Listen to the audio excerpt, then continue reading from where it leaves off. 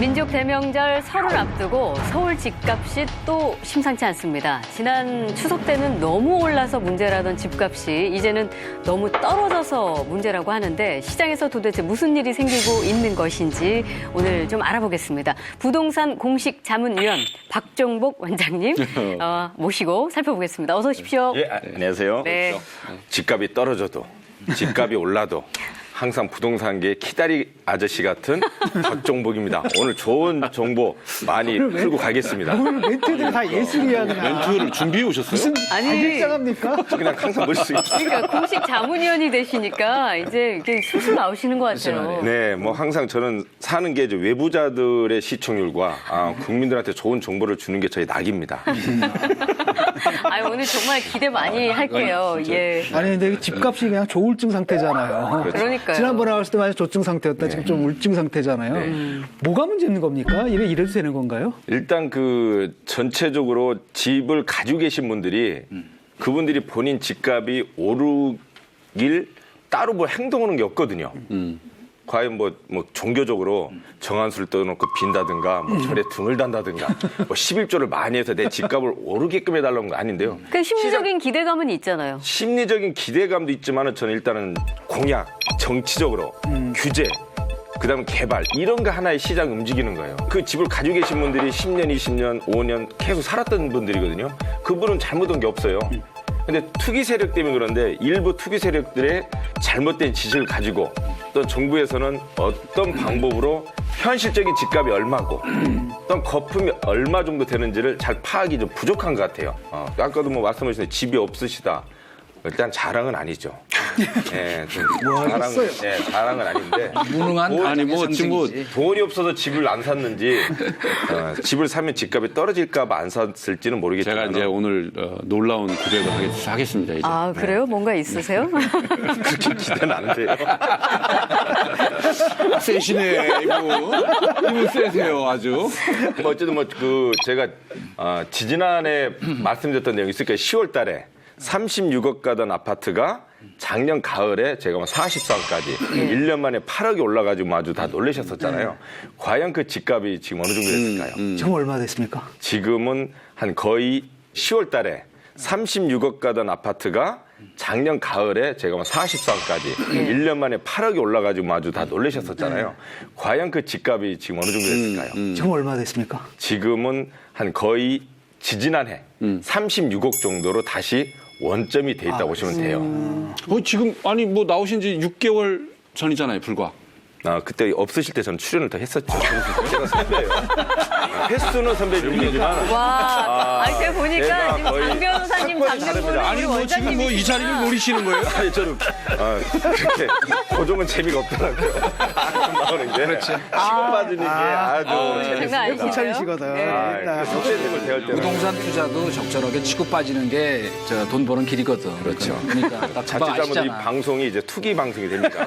그런 걸 공정한 깨우고 방송이 돼야 됩니다. 자, 오늘 막 진행까지 하시려고 해서 제가 빨리 넘어가야겠어요. 자, 지난 가을에 출연하셨을 때 우리 이제 초미의 관심사였던 것 중에 하나가 공시가 인상 문제였잖아요. 이거 도대체 얼마나 오를까? 오르면 뭐 보유세 폭탄 떨어지느냐 마느냐 뭐 이런 걱정까지 같이 나왔었는데 마침내 얼마 전에 정부가 표준 단독주택 공시가를 발표를 했죠. 원래 이제 공시가라는 게 정부에서 세금을 매기기 위해서 집값을 대충 매겨놓는 걸 말하잖아요. 그러니까 네. 실거래가랑 이제 엄청나게 차이가 많이 나 있었습니다.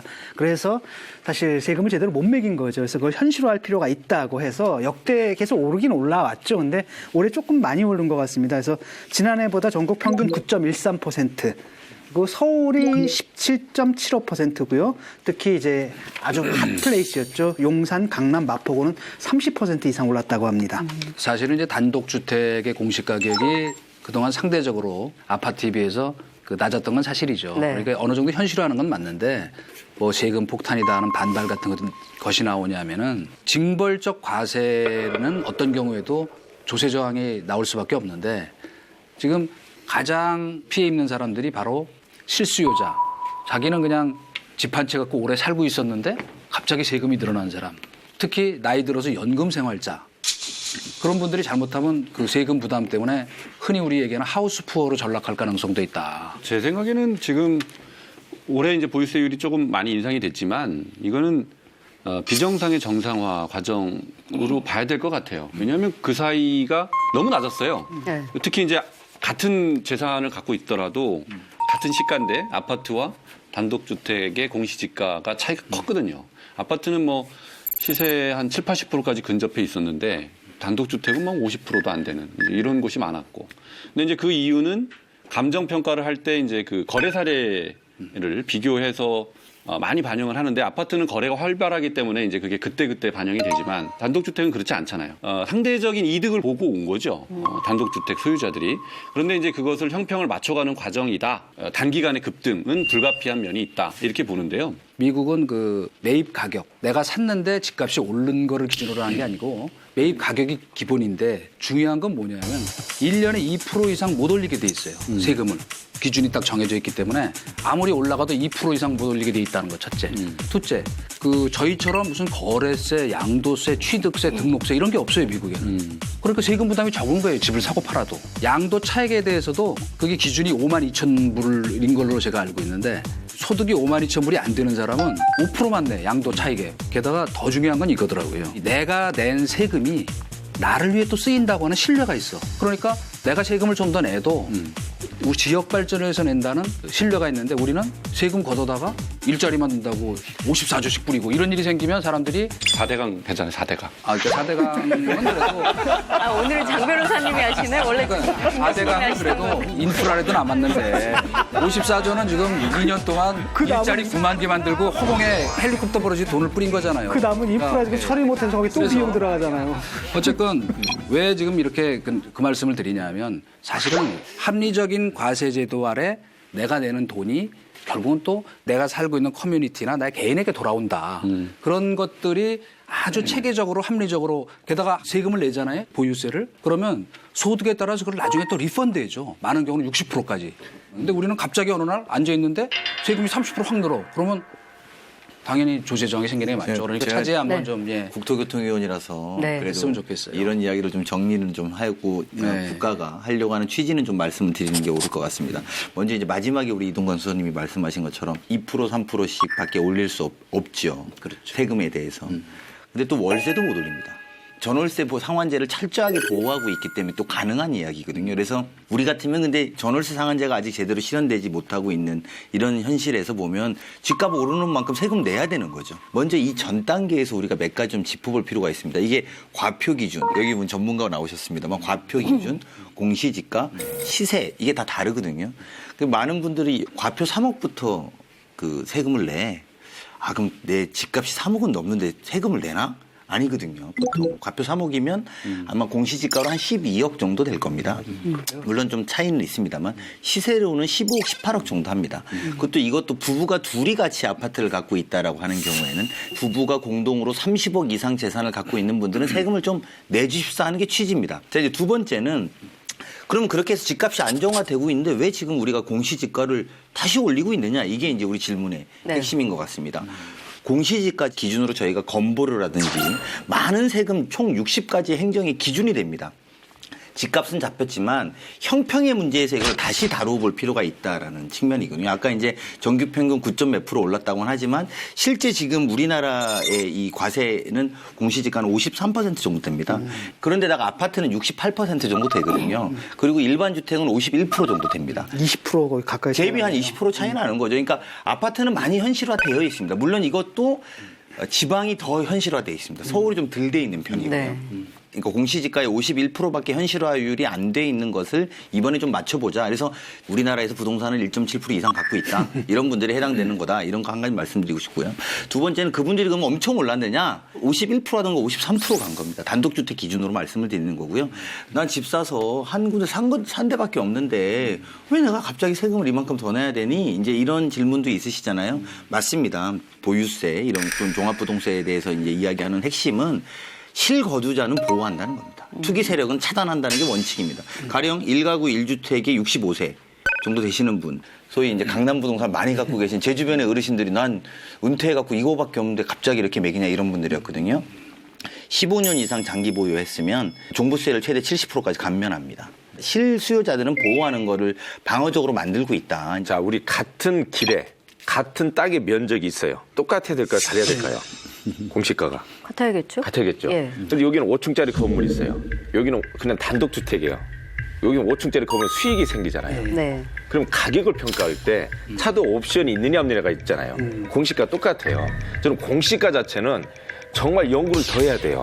너무 주먹구이식이에요. 특히 단독주택 있는 땅이든 땅을 평가할 때는 다르거든요. 도로의 전면폭이 어떻게 되느냐, 모퉁이를 끼고 있느냐, 땅 모양이 안 이쁘냐, 수익이 나오느냐 이런 반영 없이 우리끼리도 저 물건 이 가격에 3분의 2가 비싸야 되거든요. 그렇게 거래가 되고 있어요. 그런데 공시가는 반대예요. 우리가 야 이거 누가 한 거냐 차라리 이거 동네 공인중개사 한 20년 하신 할아버지가 뽑아도 어떤 게 비쌀까요? 공시가 어떤 걸 높일까요더라도 낫겠다.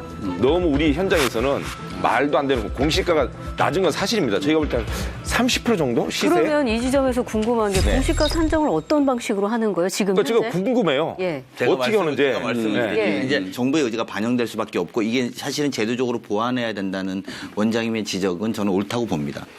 일단 기본적으로 과거에는 관행적으로 시세를 반영하는 것보다도 그냥 해왔던 대로 몇 프로 올립니다. 이렇게 올렸던 거예요. 그러니까 그러다 보니까 안 오르는 데는 계속 안 오르고 오른 데만 계속 오르게 되는 겁니다. 그래서 이번에 김현미 장관이 처음으로 시세를 한번 좀 돌아봐라. 이래서 아까 말씀하신 그 기간 동안 새로 지은 집도 있고 더 수익이 나는 집들도 좀 반영해보자. 이런 취지로 이번에 됐다는 보고 말씀드리고요. 그렇게 해서 국토부와 감정원이 이제 사실은 불투명한 행동입니다. 한국감정원이 이제 이런 부분에 사실 우리가 국감을 하면 계속 지적도 하고 문제 제기를 더 많이 해야 됩니다만 그런 공시지가가 나오면 그것을 바탕으로 국토부가 가격 균형 회의라는 걸 합니다. 거기서 최종 결정을 짓는데요. 지금까지 방식은 관행적으로 몇 프로씩 올려왔던 겁니다. 네. 그래서 그러다 보니까 현실화율이 떨어질 수밖에 없었던 지적은 충분히 있고 이후에는 좀 말씀하신 것처럼 동네 할아버지가 뽑는 게 더 정확하다는 그 지적이 좀 맞다고 봅니다. 시세 반영을 좀 더 동네 할아버지들 적극적으로 할 모셔다가 필요가 있다. 적극적으로 해보는 예, 시세 그분들이 반영을 더 잘합니다. 적극적으로. 그런데 저는 이번 언론에서 나왔던 내용인데 표준 공시 가격을 작년에 얘기하고 이제 고시를 했죠. 이제 이의 신청을 받으려고 제가 언론에 나왔던 4개가 있어요. 워낙 공시가 높게 측정했다가 이의 신청이 더 낮아진 한 분이 제가 고객이거든요. 자 이분이 2018년도에 공시가 10억 6천 정도 됐었어요. 근데 예정을 40억 6천으로 뭐 말도 안 되는 거죠. 0.5배네요. 그런데 이 신청에서 30억 3천으로 줄어들었어요. 자, 15억 6천짜리를 40억 6천으로 했다가 30억 3천으로 된 거예요. 저는 이거는 지금 10억 6천인데 시세는 제가 볼 때는 아무리 못 보더라도 한 70억 정도를 봐요. 부동산 시장에. 시세가 70억이면 우리가 아무래도 40억 정도는 돼야 되겠지 하는데 너무 그 펀치를 맞을 준비가 안 돼 있었던 거예요. 그러니까 도로 그냥 좀 이런 걸 보고도 제가 이건 한 얘기죠. 당연히 저항이 있죠. 자기 돈 달라는데 그걸 뭐 순순히 줄 사람 별로 없죠. 그런데 이렇게 한번 저항을 딱 맞닥뜨리면 저렇게 깨갱하고 물러서는 이런 일들이 생기면 정부한테는 굉장히 신뢰의 문제거든요. 야, 정부한테는 한번 그럼 저항하면 이렇게 깎이는구나. 네. 라는 인식이 퍼지면 정부는 정책을 어떻게 시행하기 굉장히 어렵죠. 그래서 이제 이번에 그 공시지가 그 진행 과정을 보면서 좀 아쉬웠던 것은 수도 면밀하게 그렇게 했어야 되는 것 아니냐라는 그런 좀 비판이 있을 것 같아요. 네. 내가 10만 원 내던 걸 갖다가 갑자기 50만 원 내라고 해. 이건 이제 부당한 거야. 정의롭지 못한 거야. 근데 정의의 문제는 과거의 나와 현재의 나를 비교해서 정의의 문제가 발생하는 게 아니거든요. 다른 사람과 비교해서 나는 거잖아요. 예를 들어가지고 그 연남동 그 단독주택에 15억짜리가 있거든요. 그게 공시가가 3억 8천에 불과해요. 그래서 재산세도 80만 원 냈거든요. 그런데 저기 울산에 가니까 5억짜리, 그러니까 3분의 1밖에 안 되는 아파트가 있거든요. 그 아파트의 공시가는 4억 2천이에요. 네. 그래서 이 사람들이 사실 3분의 1밖에 안 되는 아파트를 가진 사람이 세금을 더 내고 있단 말이죠. 그래서 그렇기 때문에 이게 부당한 거잖아요. 여기서 정의를 만드는 건데 그렇다면 15억짜리 갖고 있다가 세금을 여태까지 내야 될 세금을 안 냈던 사람이잖아요. 예. 그 사람들 너 이거 원래 500 내야 되는데 지금 10만 원밖에 안 냈지. 그러니까 100 내라고 했을 때 이거 세금 폭탄이야. 정의롭지 못해. 라고 말한다는 건 말이 안 된다는 거예요. 근데 진짜 관심은 뭐 어떤 언론에서는 본게임 이런 식의 표현을 쓰던데 4월에 발표될 아파트 공시가일 것 같거든요. 국토부에서는 단독주택보다 변동률이 낮을 것이다. 서민에게 미칠 영향은 거의 없다. 뭐 이렇게 강조를 하기도 했는데 국토부 이제 내부자시니까 우리 강 의원님 어느 정도나 이거 행정부직원은 아닌데. 오를까요? 그 말씀드린 것처럼 아까 이제 우리가 그런 이야기 조세정이 사실 이런 측면에서 보면 그래도 아파트는 많이 반영되어 있는 편입니다. 근데 또 반면에 또 우리가 이렇다고 이제 시청자들이 보실 때는 야, 왜 근데 그 100% 기준에 70%밖에 안 해? 한 8, 90% 해야 되는 거 아니야? 이렇게 생각하실 수도 있는데 시장에 또 변동성이 있거든요. 그래서 우리가 100% 잡는 것은 사실 좀 여러 가지 무리가 있고요. 그래서 오르긴 하더라도 그렇게 심각하지 않을 것이다. 걱정 너무 안 하셔도 돼요. 우리 원장님한테 시장에서는 어떻게 예측하십니까? 예. 예, 시장 아저씨가 말씀드리겠습니다. 네. 그 9.13 대책 발표 이후에 부동산 가격이 떨어지는 건 사실이거든요. 네. 그런데 공시지가는 한 번 올리잖아요. 제 기억으로는 IMF 때 일시적으로 한 2년 정도는 공시지가가 떨어졌고 그 이후에는 동결된 적이 있어도 공시지가 떨어진 적은 없습니다. 계속 올린다는 얘기죠. 그러니까 집값이 이게 오르면 공시가를 올리는데 그러면 집값이 하락할 때는 공시가격을 낮춰주느냐 지금 그 말씀이시죠? 낮출 준비가 돼 있나요, 어떻게? 네, 낮출 준비가 돼 있고요. 네. 그러니까 저희가 지금은 상황은 일단 현실화시키되 100%가 아니라 70% 정도 수준의 현실화까지는 가고요. 그리고 그 공간의 갭 안에서 일어나는 시장의 변화에 대해서 다시 조정해 줄 수 있는 걸 1년에 한 번씩 하겠다라는 게 정부의 방침입니다. 약간 문제예요. 1년에 한 번 어느 시점에 할 때네. 아파트가 올랐을 때 반영할 거예요? 떨어졌을 때 반영할 거예요? 보호사를 1년 내낼 거예요? 기죠? 그 기간이라는 게 정해놓고 거거든요. 네. 어쨌든 저는 우리 시장에서도 억울하다. 본인들도 만약에 뭐 5억짜리 집이 있더라도 내가 팔아야만 이 캐시가 들어오는 거지. 이건 잘 5억이라는 느낌을 안 가지고 사는 분들이 계시거든요. 뭐 어쨌든 저는 이 공시가가 시대 대비해서 급락폭만 조절된다고 그러면 저는 현장에서도 좋고 아마 일반 우리가 아파트를 가지고 있더라도 이 정도 저는 뭐 합리적으로 받아들일 수 있는 내용이 아닌가. 아니, 이거 아까 질문이 올해 아파트 공시지가가 많이 오를 것으로 예상하느냐. 저는 오른다고 봅니다. 시장 할아버지가 얘기해 주신다고 그러니까. 왜 아저씨에서 할아버지가 됐어요? 아저씨였나요? 자리를 위협하니까 바로 반격을 하시는 거예요. 긴장하지 마시고 편하게 하세요. 알겠습니다. 어쨌든 뭐 네. 공시가는 우리 시장 분위기나 저 개인적으로는 많이 오를 것으로 보고 있어요. 네, 아파트가 서울만 많이 올랐거든요. 그런 부분에 있어서 반영은 당연히 되겠죠. 근데 이제 전국적인 현상은 아니고요. 김현미 장관이 밝힌 바에 따르면 아파트 가격은 그렇게 많이 오르지 않을 거라고 이미 정부 정책으로 말을 했기 때문에 그런 기존은 지켜질 거라고 봅니다. 이 지점을 또 우려하시는 분들이 있는 게 아파트 공시가 오르면 또 세금이 당연히 올라가게 돼 있으니까 그것을 그 손해 보전받으려고 세입자들한테 월세 올려받는 방식으로 전가하는 방향으로 흐르면 어떻게 하느냐 이런 우려도 있는데 이 부분에 있어서 우리가 아까 뭐 잠깐 이야기했던 전월세 상한제가 사실은 이번 국회 초반에도 논의가 됐었거든요. 예. 사실 참 제가 그 한국당 안 계신데 이런 말씀드리면 참 그렇지만 그거 그렇게 허락을 안 해주십니다. 세금도 많이 올리지 않아야 되지만 거기에 사는 세입자들도 보호하는 것들을 국가가 같이 가져야 됩니다. 그래서 실제로 제가 있었던 뉴욕에서의 사례를 드리면 정말 꼭 나이 드신 할머니 90대신 분이 뉴욕 맨하탄에 사세요. 그래서 월세를 렌트는 어떻게 하시냐고 그랬더니 자기는 옛날에 400불에 시작해서 지금 800불에 렌트를 내고 있다는 거예요. 그게 40년 동안 오른 금액이 전체라는 거예요. 40만 원이. 그러니까 그렇게 보호받아야 되는 부분들이 있는 거죠. 그리고 물론 집값도 거기에 맞춰서 수정되고 거기에 맞춰서 세금도 이런 부분은 서민 보호에 대해서는 국가나 여야 할 것이 함께 좀 나서줘야 될 것 같아요. 뭐 어쨌든 이야기를 들어보면 기대도 있고 또 우려의 시선도 같이 지금 있는 것 같은데 현재까지 시장 상황을 좀 살펴보면 그렇게 치솟았던 집값이 좀 한풀 꺾인 것은 분명해 보이거든요. 그렇다면 집값을 안정시키겠다면서 정부가 내놓았던 11번의 대책이 일단 이번에는 통했다 이렇게 해석해도 되는 걸까요? 일단 시장 분위기는 일단 제대로 통했고요.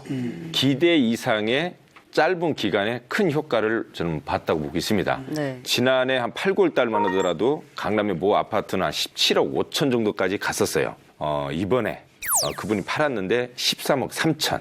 4억 정도가 한 달에 1억씩이 떨어졌던 거죠. 네. 과연 이 가격이 떨어진 건 떨어졌다고 해야 될 거냐? 저는 거품이 빠졌다. 걷어지고 있었다고 보여야 되고요. 네. 근데 이분은 이 집을 9억에 샀어요. 9억에 사서 13억 3천이면은 예. 4억 3천 올라서 팔았잖아요. 그러네요. 근데 이분이 과연 이렇게 된 걸까요? 17억 5천에서 손해봤다고 생각. 4억이 빠졌다고 생각해요. 예. 제가 자료를 보면은 2012년도에 한 9억 정도 가던 아파트가 2016년도에 9억 8천에서 10억 정도의 거래가 돼요. 저는 이 정도면 무난하다고 봐요. 그렇죠. 근데 이 아파트가 갑자기 2018년도에 18억이 된 거예요. 10억짜리가. 그러다 지금 28억짜리 어떻게 됐을까요? 거의 10억 5천 정도로 다시 떨어집니다. 아, 다시 정상화된 그러네요. 거죠. 정상화라고 저는 표현해야 규제는 맞는 건가요, 그러면? 우리는 저희 현장에서 그랬습니다. 저 대출만 잡으면 돼. 집 사러 오신 분들이 대부분 8, 9분 대출을 발생시켜요. 그런데 몇 프로를 발생시키나 했어요. 근데 왜 대출을 안 건드릴까? 왜 대출을 안 건드릴까? 금리는 왜 안 눌릴까? 금리 올리고요. 대출 규제 들어가고 입주 물량 2019년도, 2020년도는 거의 포화 상태입니다. 그 시점이 딱 맞죠. 네. 그래서 저는 어쨌든 이걸 과연 정부에서 대출 규제가 안 들어갔다. 9.13 대책에 강력한 펀치를 안 보냈으면은 피해 보신 분들이 더 속출했을 거고, 그리고 가격만 혹가죠. 아니 근데 까지 거래는 그렇게 되진 않았어요. 박 원장님 예를 들어보면 2017년, 18년에 있었던 부동산 폭등 이전으로 돌아갔다. 지금 서울의 부동산 시세가. 평균적으로를 이제 뭐 지역마다 약간 다른데요. 네. 평균적으로 돌아가는 분위기예요, 지금요. 글쎄요. 제가 보기에는 오름세가 꺾였다는 것에는 뭐 그건 저도 동의를 할 수 있겠는데 내림폭이 그 폭등 이전으로 돌아갔다라고 하는 건 돌아가고 있죠. 지금 현재 거래가예요. 거래가가 그냥 13억 3천에 내놓은 거하고 거래되는 거는 시세가 다르거든요. 내 차가 5천만 원도 안 가는데 동네에다 1억에 내놓으면 1억짜리 차가 아니죠. 5천만 내놔서 4,900에 팔는 게 시세가 되듯이. 그 대출 규제 약발이 진짜 제대로 먹혔다 그런 생각이 드는 것은 사실 그동안에도 이 정부가 부동산 대책을 쓸 때 가장 마지막에 손댄 것들이 다 대출 규제였어요. 그죠? 기억하실 거예요. LTV, DTI. 근데 말하자면 이제 제가 일할 때도 그 금융위기 이후에 그때 문제는 또 뭐였냐면 갑자기 집값이 폭락을 하니까 말하자면 대출을 옥죄고 있었던 게 큰 장애가 돼가지고 그때 막 쉽게 얘기해서 하우스 푸어, 그죠? 집은 한 채 갖고 있는데 집값은 떨어지고 팔리진 않고 아까 얘기하신 대로 세금은 올라갔는데 세금 내려주진 않고 그래서 제가 얘기하고 싶은 건 뭐냐면 안정이 됐으면 이제는 그 안정된 상황을 잘 관리해가는 것이 필요하지 여기다가 더 무리해가지고 잘못 찬물을 더 갖다 부으면 그때는 바보 샤워 항상 얘기하잖아요 저희가 찬물 틀었다 뜨거운 물 틀었다 이런 부동산 정책은 절대 그렇게 왔다 갔다 하면 안 되겠다라는 거예요. 근데 이제 원장님이 어쨌든 지금 집값이 떨어지고 있는 추세다 말씀하셨을 때 우리 장 변호사님이 굉장히 질문이 많으신 것 같은 게 이제 평상시 무주택자를 강조하고 계시기 때문에 언제까지 떨어질 것인가 그러면 언제 다시 노려서 집을 살 수 있을 것인가 그 얘기 하시려고 했던 거 아니에요? 네, 잘 읽었죠? 네. 역시 동변상련이군요. 근데 이제 저도 무주택자인데. 저도 굉장히 서러움을 많이 겪고 하다가 고민도 많았죠, 진짜. 주인이 막 5천만 원씩 올려달라고 하니까. 그런데 최근에 아주 매력적인 제안이 있어서 이거를 사야 되겠다라고 해서 지금 계약 단계에 있는 상황이에요. 네. 어떻게 해야 됩니까? 그 지역마다 약간 차이는 있습니다. 네. 특정 지역은 가격이 오르지도 않았는데 무슨 떨어지고 있다 우리는. 네. 너희들 행복헌금이 오지 마라. 우리도 올랐다가 좀 떨어졌으면 좋겠다. 그런 얘기 하지 말으라고 그런 지역이 있는데 전체적으로 거품이 많았던 지역은 아직도 그 거품이 많았으니까 꾸준히 빠진다고 생각하셔야 되고요. 급락폭이 미미하면은 그만큼 거품이 적은 지역이라고 보셔야 돼요. 네. 사실은 동작구 좋죠. 살기는 좋아요. 살기 좋은 지역과 아파트 값이 비싼 지역은 다릅니다. 뭐 청기누설을 한다고 치면 저는 한보 올 여름이나 가을 정도면 저는 뭐 청기누설을 한다고 치면 저는 한보 올 여름이나 가을 정도면 저는 꼭지 약간 바닥을 한번 칠 확률은 좀 높지 않나. 그런데 여기서 또 잘 판단하셔야 돼요. 부동산을 집을 사러 오신 분들이 가장 먼저 질문하는 게 무슨 질문인지 아세요? 어디 사에 올라요? 이렇게 질문해요. 맞아. 이런 사상은 버리고 부동산을 접근하셔야 돼요. 되게 맞아요. 네. 이제는 네. 오른다는 개념보다 나는 떨어지지만 않고 안정됐으면 좋겠다는 생각으로 접근하면요. 집값이 안 올라? 그러면 대출 많이 받을까요? 안 받아요. 그렇죠. 왜?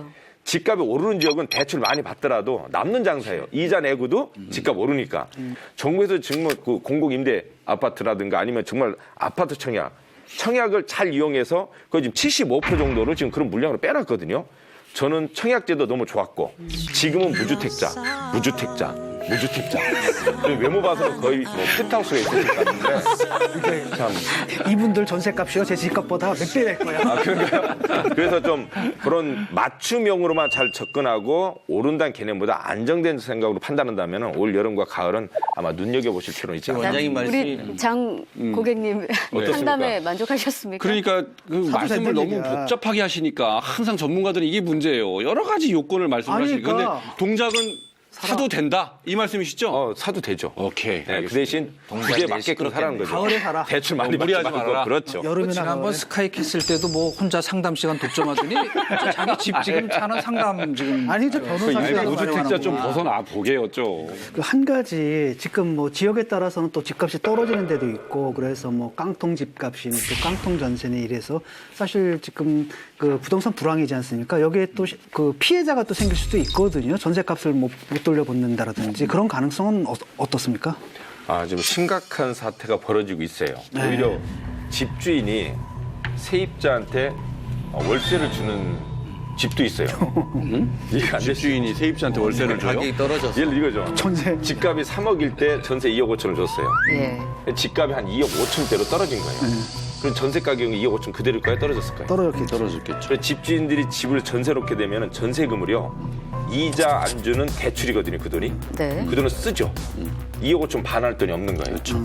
그래서 세입자는 전세금을 돌려받으려고 이제 강제 경매나 이제 뭐 이제 신청하겠죠. 그러니까 그렇게 되니까 세입자한테 전세가 한 2억 2천 정도로 떨어졌죠. 3천만 원. 예. 3천만 원만큼을 월세를 줄 테니까 그냥 있어라. 제발 살아달라. 우리가 만약 집주인 입장이면요. 내 집 경매 들어간대요. 3억까지 갔었어요. 2억 5천 떨어진 것도 화나. 경매 들어간 걸 볼까요? 저게 사실은 갭 투자의 폐해가 지금 그렇죠. 드러나는 맞습니다. 겁니다. 그러니까 5천만 원만 갖고 집을 6채, 7채 샀던 분들이 있는 거죠. 다 6채 해봐야 3억이거든요. 그러니까 집을 하나 3억 주고 사야 될 걸 5천만 원으로 6채를 사고 그걸로 1, 2년을 잘 버티면 얼마씩 튀었던 시절들이 있는 거죠. 근데 이게 집값이 안정화되면서 전세금으로 들어가 있는 사람한테 돈을 내야 되는 상황인데 이제 이런 것들 때문에 전세를 사시는 분들이 걱정하실 텐데요. 우리나라에 허그라고 있습니다. 주택도시보증공사. 거기에 보면은 전세보증금 반환보증이라고 있습니다. 그래서 이거 좀 정부 정책인데요. 적극적으로 실제로 많이 늘었습니다. 그래서 혹시 내 전세금을 돌려받지 못하는 거에 대한 걱정들도 그런 데서 좀 해결하셔야 된다고 보고요. 그리고 이런 갭 투자는 정말 막아야 됩니다. 그래서 사실상 실수요자들이 집을 사거나 전세로 들어갈 수 있는 구조로 자꾸 바꿔야 된다고 봅니다.